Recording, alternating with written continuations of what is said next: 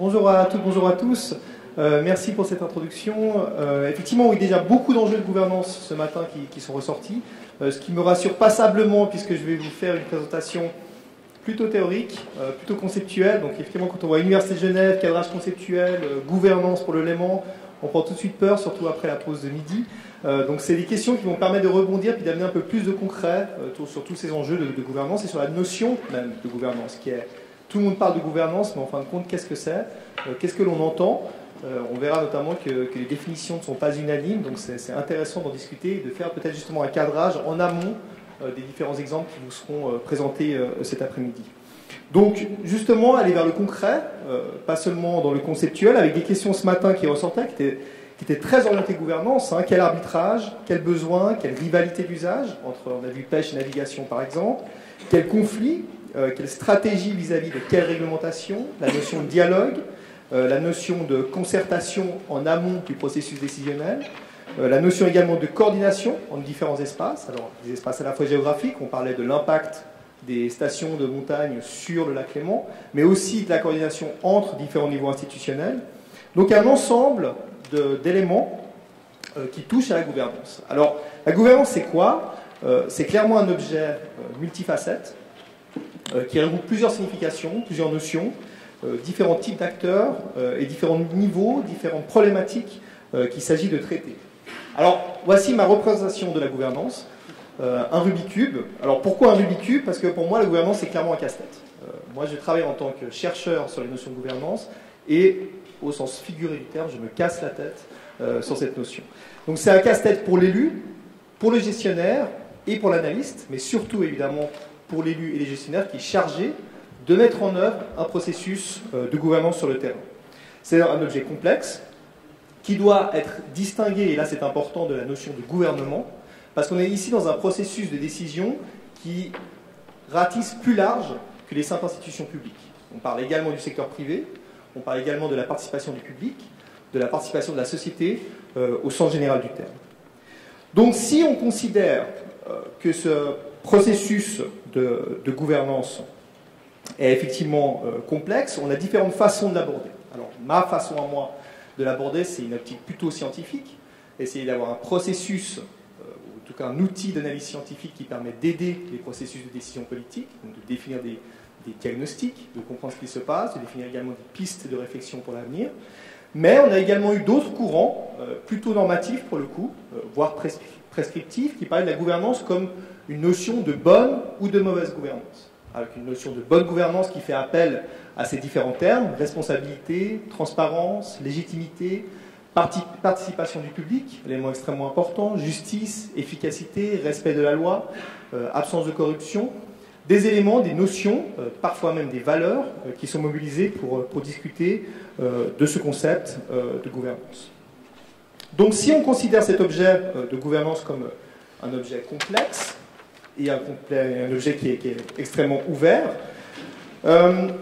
analyser ou mettre en œuvre un système de gouvernance est un processus avec des outcomes, un processus avec des résultats qui sont extrêmement incertains. On ne sait pas très bien où on peut arriver.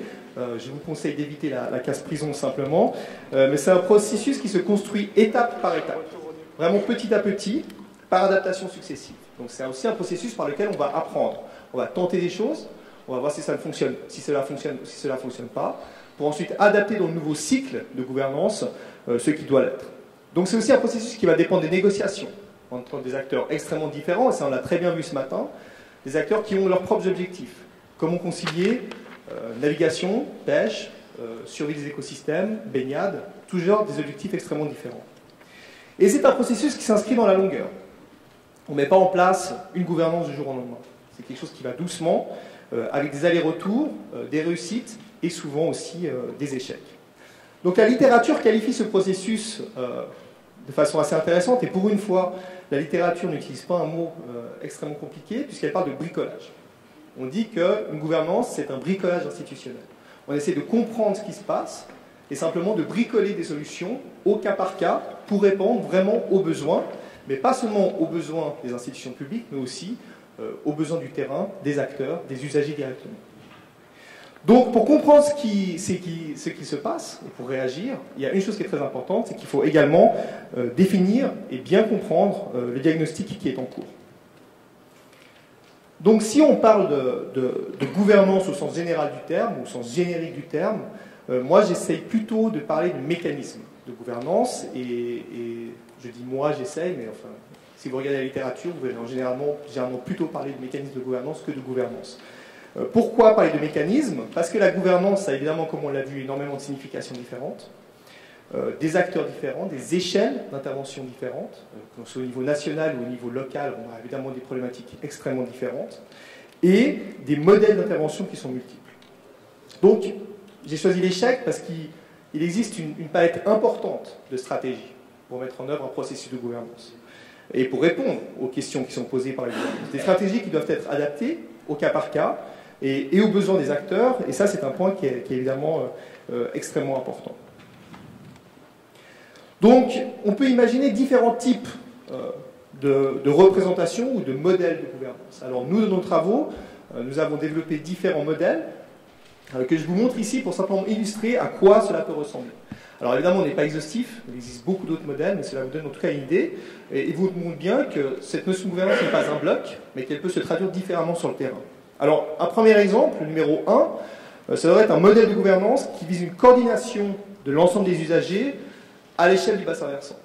Donc on décide, pour adapter son modèle de gouvernance au mieux, de choisir un bassin versant. C'est notamment ce qu'a fait la CIPEL avec le bassin versant du Léman. On s'organise autour d'un espace hydrographique. C'est aussi ce que préconise le concept de gestion intégrée de la ressource en eau, qui a été mis en œuvre dans les années 2000. Réfléchissons autour du bassin, de l'unité du bassin versant, comme unité pertinente pour gérer les problèmes d'eau. Après, évidemment, d'autres chercheurs ont montré qu'il y avait des exceptions, mais néanmoins, c'est un concept qui est maintenant repris très largement à l'échelle internationale.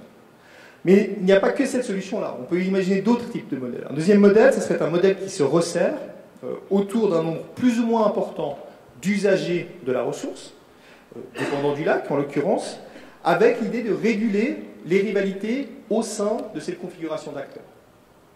Donc l'idée, c'est vraiment de dire, bon, on a un lac, je vous l'accorde, c'est une vision très productiviste du lac, mais on a un lac qui produit différentes activités. On peut très bien considérer les écosystèmes comme étant une activité dépendante du lac, et il s'agit de gérer ces activités et leurs interactions. D'accord? Donc là, par exemple, sur le graphique que vous avez l'eau potable, l'hydroélectricité, l'irrigation. C'est un peu l'idée qui existe, peut-être vous en avez entendu parler, avec ce concept de nexus entre eau, énergie et alimentation, de gérer les questions d'intersectorialité et de rivalité d'usage.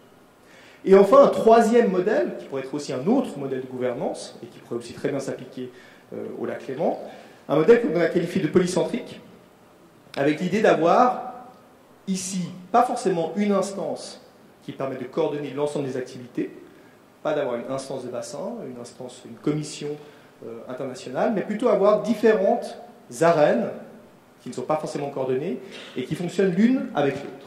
Donc ce modèle-là est intéressant parce qu'il permet une certaine flexibilité des acteurs. Les acteurs vont interagir de façon souvent bilatérale. On va se rencontrer, discuter, quel est ton problème, comment est-ce qu'on pourrait au mieux le régler. On peut vite, rapidement mettre en œuvre les solutions. Par contre, comme vous le voyez très bien aussi sur ce graphique-là, le problème, c'est très clairement l'opacité. C'est qu'on ne voit pas très bien quelles sont les relations, on voit un nombre important d'interactions entre les acteurs, et on ne sait pas très bien comment cela se passe. Donc il existe différentes options pour la gouvernance d'un lac tel que le Léman, des options qui intègrent un nombre plus ou moins important d'acteurs, avec une vision différente de ce que doit être le Léman. On passe d'une vision basée sur l'échelle hydrographique à une vision basée sur les usages, sous point économique. Donc là, on a vraiment très clairement deux visions très différentes. Et des modèles qui démontrent plus ou moins de flexibilité, plus ou moins de robustesse, et plus ou moins, et là c'est important, de capacité d'adaptation, surtout lorsque l'on considère les nombreux, ou les changements climatiques qui ont déjà été évoqués ce matin. Donc, pour commencer ma conclusion, les universitaires commencent sur les conclusions, c'est jamais quand c'est fini, mais on commence en tout cas. Je vous propose de revenir à la gouvernance du Léman en tant que tel, en reprenant l'image de ce Rubik's Cube. Et d'un point de vue d'analyse des mécanismes de gouvernance, pourquoi c'est un cas intéressant? Alors il y a plusieurs facteurs relativement atypiques qui nous, en tant qu'analystes, en tout cas, nous intéressent énormément. Le premier facteur, c'est qu'on a la présence de différents cadres institutionnels. On a des cadres institutionnels français, suisse, de l'Union européenne, au sein de chacun de ces cadres institutionnels de différentes strates, de l'échelle nationale à l'échelle locale, en passant évidemment par tous les intermédiaires qui existent. On a également un nombre très important de secteurs d'activité qui sont concernés. On les a bien vus ce matin avec la pêche, la navigation, le tourisme. On pourrait en citer d'autres, des secteurs, ce que j'appelle secteurs d'activité, par exemple la sécurité des riverains ou encore la survie des écosystèmes. On a une régulation des niveaux du léman qui dépend d'un acte juridique re-signé en 1984, qui dépend uniquement des cantons suisses sous l'égide de la Confédération. Donc là, de nouveau, un facteur de gouvernance extrêmement intéressant. Et enfin, avec la CIPEL, une organisation qui a fait ses preuves à l'échelle transfrontalière et qui constitue de ce fait un cadre de gouvernance qui existe d'ores et déjà, mais un cadre de gouvernance peut toujours être flexibilisé, ou en tout cas adapté aux nouvelles problématiques que les acteurs connaissent. Donc, pour commencer cet après-midi, et qui va porter sur la gouvernance, je vous propose de prendre peut-être ces quelques points. On ne va pas tout prendre en compte, mais peut-être ces quelques points dans les discussions. Un premier point, c'est la notion complexe. La gouvernance est une notion complexe. Ce n'est pas facile de faire de la gouvernance, c'est certain, avec des publics cibles multiples, des objectifs multiples, des rivalités, des conflits, donc des vraies tensions qui doivent être réglementées. Autre élément, on a différentes stratégies qui peuvent être adaptées au cas par cas. On n'est pas ici dans quelque chose de monolithique. La gouvernance, c'est quelque chose qui s'adapte avec différentes solutions. Et l'importance du diagnostic. L'importance de bien comprendre quels sont les problèmes avant de définir des solutions. Alors, ça peut paraître très clair comme ça, mais souvent dans les processus de gouvernance, et le mot gouvernance est tellement à la mode qu'on fait de la gouvernance sans même savoir ce qui se passe avant de commencer à mettre en œuvre cette gouvernance. Donc les questions principales qu'on pourrait se poser, c'est quels sont les principaux enjeux. Alors ça, évidemment, on l'a déjà bien vu ce matin, quels étaient ces principaux enjeux. On avait énormément d'enjeux. Maintenant, on va peut-être discuter sur quels sont les principaux enjeux, justement, ou quels sont les enjeux qui tiennent à cœur aux acteurs de façon consensuelle. Quels sont les secteurs d'activité impliqués. Et à travers ces questions, on voit aussi quelles sont les rivalités d'usage qui existent et quels sont leurs effets sur l'élément. Et enfin, dernière question, quel type de modèle vise-t-on? Quel type de modèle de gouvernance? On a vu qu'on peut imaginer n'importe quel type de gouvernance. Donc, il s'agit simplement d'avoir un modèle de gouvernance qui réponde aux problèmes identifiés, un modèle pour anticiper ou un modèle pour réagir, qui ne nécessite pas forcément les mêmes structures, les mêmes architectures institutionnelles et qui montre plus ou moins de flexibilité. Voilà. Merci de votre attention.